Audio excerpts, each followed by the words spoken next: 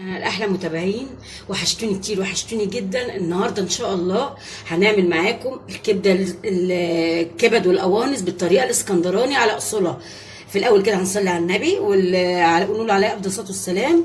اللي بيشوفني لاول مره تشجيع، شير، اشتراك، لايك، دوسوا على زر الجرس عشان يوصلكم مني كل جديد وشجعوني. ودي الطريقه الصحيحه للكبده والقوانص، اعملوها بالطريقه دي هتحبوها. شوفوها بقى كده عامله ازاي.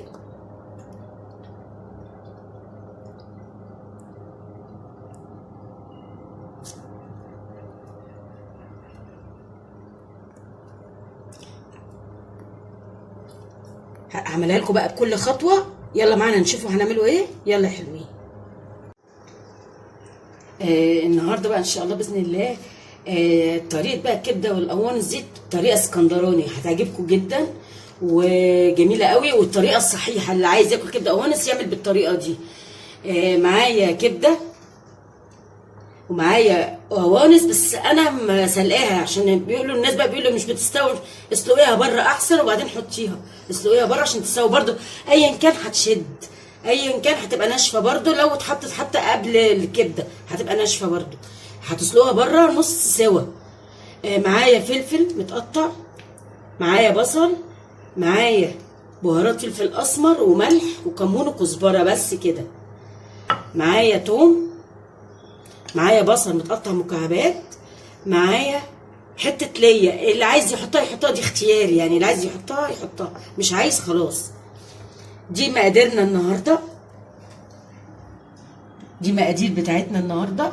فهنحطها دلوقتي، هنشوفها دلوقتي مع بعض على النار. هنشوف كل حاجه دلوقتي مع بعض بالخطوه، وهتعجبكم جدا الطريقه دي. اللي بيحب الكبده والقوانص هيعملها بالطريقه دي هتعجبه جدا، واللي مش بيحبها برضه هتعجبه. هنحط بقى ايه البصل. هنحط البصل كده ونحمره.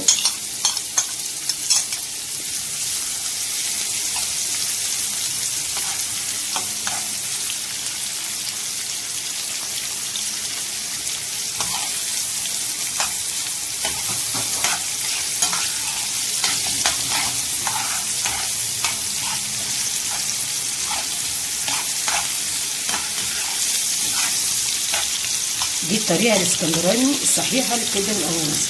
اللي هيعملها بالطريقه دي هتعجبه جدا. في ناس كتير بتحتاج بالطريقه كبده وقوانص، وفي ناس بيعملوها من غير البصل، بس هي بتتعمل بالبصل بتبقى احلى طبعا. هي دي طريقه عندنا في اسكندريه.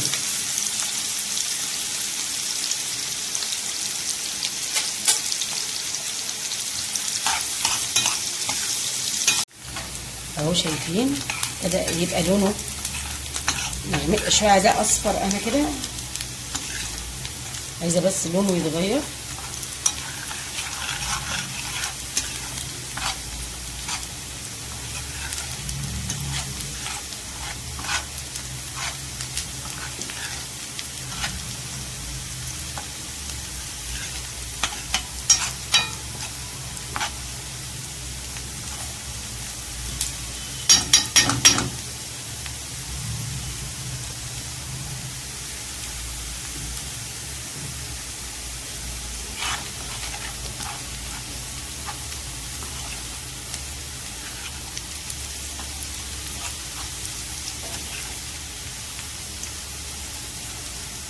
اهو بقى لونه حلو. هنحط بقى الثوم.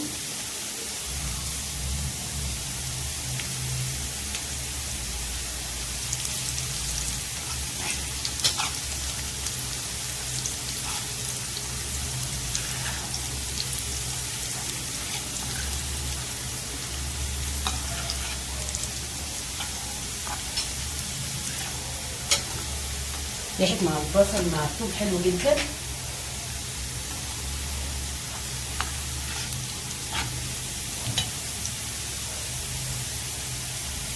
هنحط بقى القوانص، هنحط كله مع بعضه طالما انا سلقاه نص سلقه بره.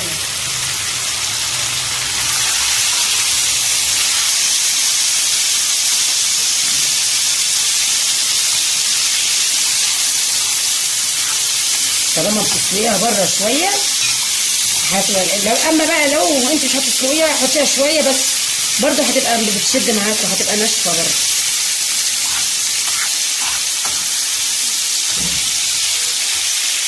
هنحط بقى حته اللي هي بقى دي، تدي طعم وريحه حلوه جدا. برضو دي اختياري، اللي حابب يحطها يحطها.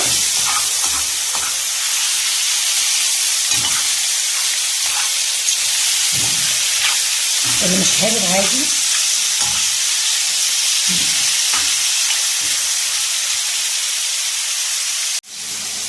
هنحط بقى البهارات.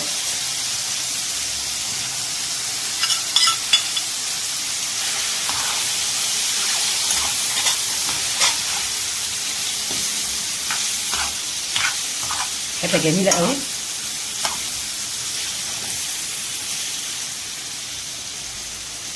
هنحط بقى الفلفل معانا. اللي عايز يحط بقى شطه فلفل حراق ده حسب اختياركم. انا حاطه بارد بس. اللي بيحب يحط الحراق، اللي بيحب الحراق، دي حاجه حسب اختياركم. ريحتها جميله جدا. اعملوها بالطريقه دي. اللي بيحبش الكبده والقوانص ان شاء الله هيحبها. بصوا ريحتها والله العظيم جميله جدا، جميله قوي قوي قوي. دي الطريقه الاسكندرانيه الصحيحه للكبده والقوانص. اي طريقه تانية بقى، بس هي دي الطريقه الصحيحه بتاعتنا احنا هنا في اسكندريه، وبيعملوها اشهر المحلات عندنا هنا في اسكندريه. اهي بص شكلها جميل قد ايه.